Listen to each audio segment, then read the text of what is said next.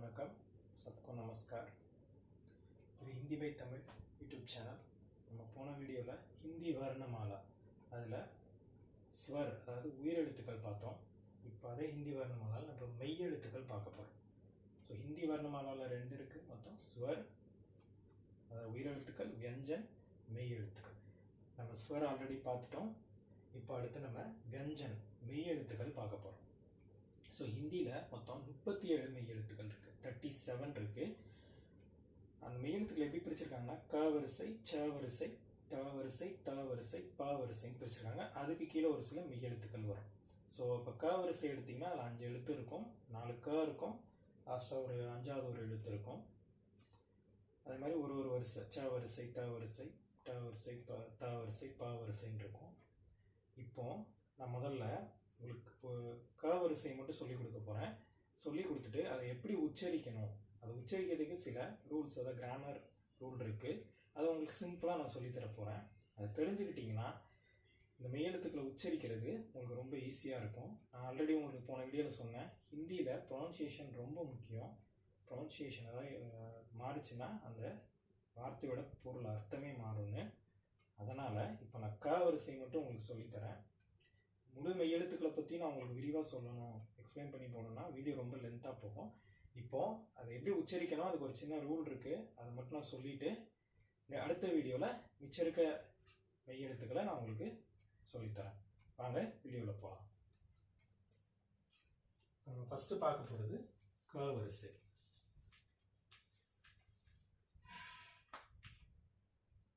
So நான் இந்த எழுத்தை எப்படி எழுதுறேன்னு பாருங்கள். நடுவில் ஒரு கோடு, அப்படி முட்டை மாதிரி போட்டு அதை அப்படி இழுத்து இது. ஸோ இது க ஒன்றுன்னு வச்சுக்கோங்க.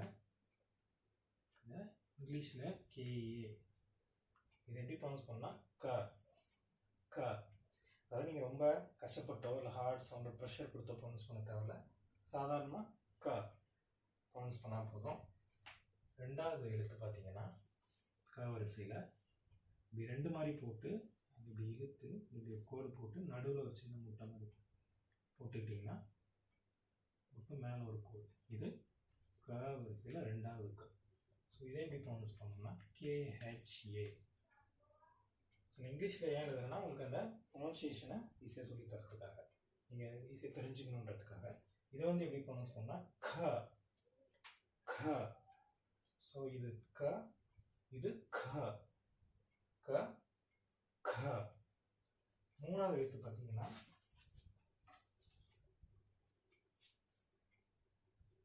ஒரு கோடு மாதிரி போட்டு லைட்டாக இழுத்து விட்டு மறுபடியும் சைடில் ஒரு கோடு, மேலே ஒரு கோடு. ஸோ இது க3. ஸோ இது வந்து ஜிஏ அப்படின்னு. ஸோ இது க க. இதே நீங்கள் ரொம்ப ப்ரெஷர் பண்ணத்தால ஹார்டாக சவுண்ட் பண்ணத்தால சாதாரணமாக சொன்னால் போதும் க க. நாலாவது எழுத்து பார்த்தீங்கன்னா க வரிசையில் 3 அப்படி திருப்பி போட்டு ஒரு கோடு இது மாதிரி எடுத்து மேலே ஒரு கோடு. ஸோ இப்போ க4ன்னு வச்சுக்கோங்க. இது ஜிஹெச்ஏ. ஸோ இது க க. இது க, இது க. ஸோ இது க க க க. ஓகேவா? அடுத்து 5வது பார்த்தீங்கன்னா அதாவது ஒரு கோடு மாதிரி போட்டு எஸ் மாதிரி போட்டு பக்கத்தில் ஒரு புள்ளி. ஸோ இது அந்த தமிழில் நா கா நான்னு சொல்லுவோம், நா அந்த எழுத்து. ஸோ இதே எப்படி ப்ரொனவுன்ஸ் பண்ணோம்னா கா கா. இந்த கா அப்படின்னு ப்ரொனவுன்ஸ் பண்ணோம், கா கா அப்படின்னு ப்ரொனவுன்ஸ் பண்ணோம். ஓகேவா? ஸோ அதுக்கு முன்னாடி நான் ஒரு சின்ன விஷயம் சொல்லிக்கிறேன். அதாவது க வரிசை, ச வரிசை, ட வரிசை அப்படி இருக்குன்னு சொன்னால அதில் ஒரு வரிசையும் ப்ரொனவுன்ஸ் பண்ணுறதுக்கு ஹிந்தியில் ஒரு சில சின்ன ரூல்ஸ் அண்ட் ட்ரிக்ஸ் இருக்குது. ஸோ அந்த க வரிசையோட சவுண்டு எப்படி வரணும் அப்படின்னா தொண்டையிலேருந்து வரணும். அதாவது இதை கண்ட் அப்படின்னு சொல்லுவாங்க ஹிந்தியில். கண்ட் அப்படின்னா தொண்டை அப்படின்னு அர்த்தம். ஓகேவா? ஸோ தொண்டையிலேருந்து சவுண்டு வரணும். ஸோ ச வரிசைக்கு அதே மாதிரி ஒரு இருக்கும், ட வரிசைக்கு ஒரு ரூல் இருக்கும், ப வரிசைக்கு, த வரிசைக்கு அந்த மாதிரி இருக்கும். க வரிசை வந்து தொண்டையிலேருந்து சவுண்டு வரணும். ஸோ கண்டி அப்படின்னு சொல்லுவாங்க ஹிந்தியில் அதை. ஸோ நீங்கள் கான்னு சொல்லும் போதே உங்களுக்கு தொண்டையிலேருந்து சவுண்ட் வரும், அது உங்களுக்கே தெரியும் க அடுத்து க, அடுத்து க, அடுத்து க, இது ங. ஓகேவா? நீங்கள் சொல்லும் போதே தெரியும் உங்களுக்கு சவுண்ட் இங்கேருந்து வரும். ஓகேவா? சவுண்ட் இங்கேருந்து வரும். இப்படி தமிழில் நம்ம ல ல ழ உச்சரிக்கிறதுக்கு சில ரூல்ஸ் இருக்குல்ல. அதாவது லனா நாக்கு வந்து இந்த பல்லுக்கு அடியில் தொடணும். இதே ல, அதாவது பள்ளிக்கூடத்துக்கு வர லனா நாக்கு மேலெண்ணத்தில் நடுவில் தொடணும். இதே பழம் அந்த ழான்னா, அதாவது தமிழில் வர லான்னா நாக்கு நல்லா மடிஞ்சு பின்னாடி போய் தொடங்கணும். அந்த மாதிரி இருக்குல்ல. அதே மாதிரி தான் இங்கே க வரிசை, ச வரிசை, ட வரிசை, த வரிசை, ப வரிசை, ஒவ்வொரு வரிசைக்கும் இப்படி தான் உச்சரிக்கணும். ஒரு கிராமட்டிக்கல் ரூல்ஸ் இருக்கு. ஸோ கக்கு பார்த்தோம்னா தொண்டையிலேருந்து சவுண்ட் வரும். ஸோ க, க, க, க, ங. ஓகேவா? ஸோ இப்போ இந்த எழுத்துக்களை உச்சரிக்கிறதுக்கு ஹிந்தியில் ஒரு சில கிராமர்ஸ் இருக்குது, ஒரு சில தத்துவம் இருக்குது. அதை வந்து என்ன சொல்லுவாங்கன்னா ஹிந்தியில் பிரான் தத்துவ அப்படின்னு சொல்லுவாங்க. கீழே தமிழில் எழுதுகிறேன், பிரான் தத்துவ. ஓகேவா? ஸோ பிரான் தத்துவ அப்படின்னு சொல்லுவாங்க. இதெல்லாம் சொல்லித்தரேன்னா இதை நீங்கள் தெரிஞ்சுக்கிட்டீங்கன்னா உங்களுக்கு இந்த எழுத்துக்களை உச்சரிக்கிறதுல உங்களுக்கு குழப்பம் இருக்காது. ஸோ பிரான் அப்படின்னா இங்கே என்ன, சுவாச காற்று, இல்லை மூச்சு காற்று, இல்லை காற்று அப்படின்னு ஞாபகம் வச்சுக்கோங்க. பிரான். ஸோ தமிழில் சொல்லுவாங்களே, ஒரு சிலர் சொல்லி கேட்டிருப்பீங்க பிராணனை ஏன் வாங்குறேன்னு. ஸோ அதான் பிரான். பிரான்னா சுவாச காற்று, மூச்சு காற்று, இல்லை காற்று. அந்த மாதிரி. தத்துவம் அப்படின்னா தத்துவம். ஓகேவா? ஸோ பிரான் தத்துவத்திலே அது ரெண்டாக பிரியுது, 2 சப்டிவிஷன். அதில் ஒன்று முதல் இது வந்து அல்ப பிரான். ஃபஸ்ட்டு வந்து அல்ப பிரான். தமிழில் பக்கத்தில் எழுதுகிறேன், அல்ப பிரான். அல்ப் அப்படின்னா என்னன்னா குறைவா இல்லை கம்மியா. அதாவது இந்த எழுத்துக்களை உச்சரிக்கும் போது வாயிலிருந்து காற்று எவ்வளோ வருது, எவ்வளோ வெளியே வருது, எவ்வளோ வேகத்தில் வருது அப்படின்றத பொறுத்து இதை அல்ப பிரான், மகா பிரான் அப்படின்னு ரெண்டாக இந்த பிரான் தத்துவத்தில் பிரிச்சிருக்காங்க. ஸோ முதல்ல பார்க்க போகிறது அல்ப பிரான். அல்பனா குறைவா, பிரானா அப்படின்னு சொல்லிட்டு சுவாச காற்று. ஸோ எந்த எழுத்தை நீங்கள் உச்சரிக்கும் போது, இந்த மெய்யெழுத்தில் வெஞ்சனில் எதை உச்சரிக்கும் போது வாயிலிருந்து காற்று கம்மியாக வருதோ அதை அல்ப பிரான் அப்படின்னு சொல்லுவாங்க. ஸோ இந்த க வரிசையில் பார்த்தீங்கன்னா இந்த க உச்சரிக்கும் போது, முதல் க உச்சரிக்கும் போது க க நீங்கள் வாய்க்கிட்ட கை வச்சு பார்த்தீங்கன்னா தெரியும் காற்று அவ்வளோவா வராது. க சாதாரணமாக உச்சரிக்க போகிறீங்க, ரொம்ப ப்ரெஷராக ஹார்டாக ப்ரொனவுன்ஸ் பண்ண போகிறதுல க க. ஸோ காற்று அவ்வளோவா வராது. ஸோ இதான் இந்த க வந்து அல்ப பிராணில் வரும். ஸோ ரெண்டாவது இருக்க க, இதை வந்து நீங்கள் ஹார்டாக ப்ரெஷர் பண்ணி உச்சரிக்கணும். க க. ஸோ இதை ப்ரொனவுன்ஸ் பண்ணும்போது வாயிலிருந்து காற்று அதிகமாக வரும். க கை வச்சு பார்த்தீங்கன்னா தெரியும் க க, காற்று அதிகமாக வரும். ஸோ அப்போது இந்த க வந்து மகா பிராணில் வரும். இப்போ மூணாவது இருக்க க க, இது சொல்லும் போது காற்று கம்மியாக வரும். ஸோ இது அல்ப பிராணில் வரும். இந்த நாலாவது இருக்க க க, இதை சொல்லும் போது காற்று அதிகமாக வரும். ஸோ இது மகா பிராணில் வரும். இப்போ அஞ்சாவது இருக்க க, இது காற்று வராது, வாயிலிருந்து கம்மியாக தான் வரும். ஸோ இது அல்ப பிராணில் தான் வரும். சிம்பிளாக நீங்கள் ஞாபகம் வச்சுக்க வேண்டியது, ஒரு வரிசையிலையும் க வரிசையில் முதல் இருக்க கவும் மூணாவது இருக்க எழுத்தும், ஃபர்ஸ்ட் லெட்டர் மூணாவது லெட்டர் வந்து அல்ப பிராணில் வந்துடும். ஓகேவா? ஸோ ஃபர்ஸ்ட் இருக்கிறது இந்த க. ஓகேவா? க. மூணாவது இருக்க க. ஸோ இது ரெண்டும் அல்ப பிராணில் வந்துடும். ஓகேவா? அப்போ அந்த அஞ்சாவது இருக்க எழுத்து க, இதுவும் அல்ப பிராணில் வந்துடும். அடுத்து ரெண்டாவது க, நாலாவது க. இந்த ரெண்டு எழுத்தையும் சொல்லும்போது காற்று அதிகமாக வெளியே வருது. ஸோ இது வந்து என்ன வந்துடும், மகா பிராணில் வந்துடும். ஸோ ரெண்டாவது சொன்னல மகா பிரான். ஸோ மகா பிரான்.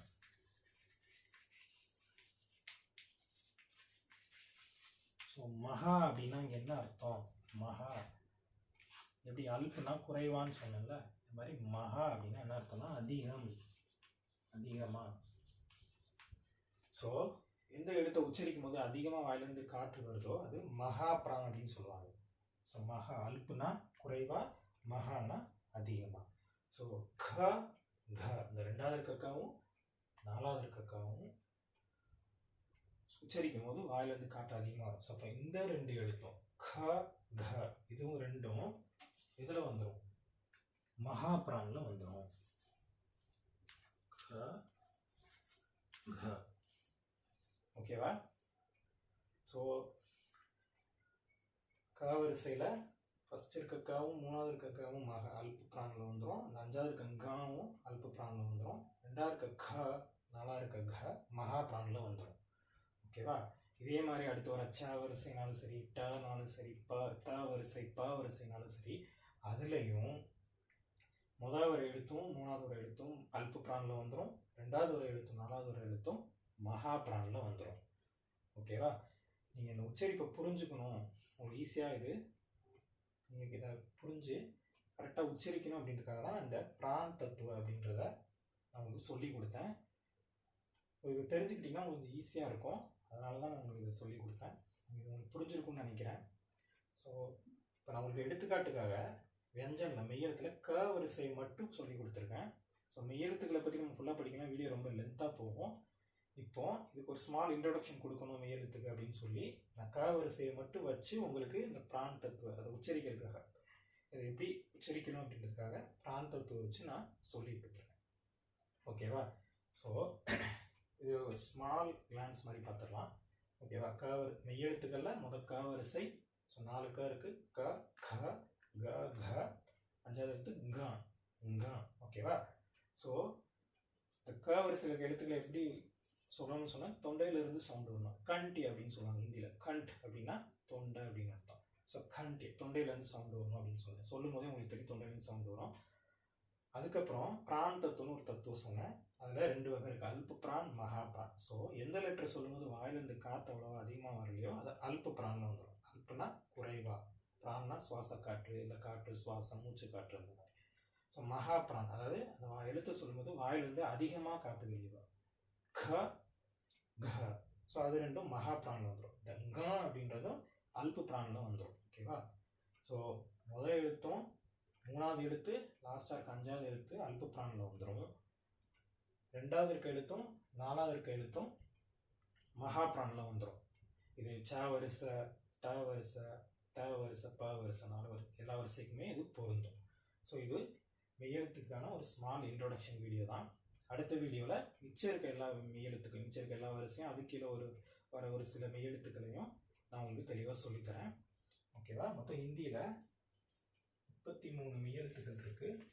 ப்ளஸ் அது கூட ஒரு 4 சன்யுக்த் வியஞ்சன் அப்படின்னு ஒரு 4 வியஞ்சன் வரும். சன்யுக்த் வியஞ்சன்னா 2 மெய்யெழுத்துக்கள் சேர்ந்து வர மெய்யெழுத்து, அது ஒரு 4. ஸோ மொத்தம் 37 மெய்யெழுத்துக்கள் இருக்குது. ஓகேவா? எடுத்துக்காட்டுக்காக க வரிசையை வச்சு மட்டும் அந்த உச்சரிப்பை நீங்கள் எப்படி ப்ரொனவுன்ஸ் பண்ணணும்னு கற்றுக்காக நான் இந்த வீடியோ உங்களுக்காக போட்டிருக்கேன். இந்த வீடியோ பிடிச்சிருந்தா லைக் பண்ணுங்கள், ஷேர் பண்ணுங்கள், சப்ஸ்கிரைப் பண்ணுங்கள். ஏதாவது டவுட் இருந்தால் கமெண்ட் செக்ஷனில் கேளுங்க, நான் கிளியர் பண்ணுறேன். இந்த வீடியோ உங்களுக்கு பிடிச்சிருக்குன்னு நினைக்கிறேன். தேங்க்ஸ் ஃபார் வாட்சிங்.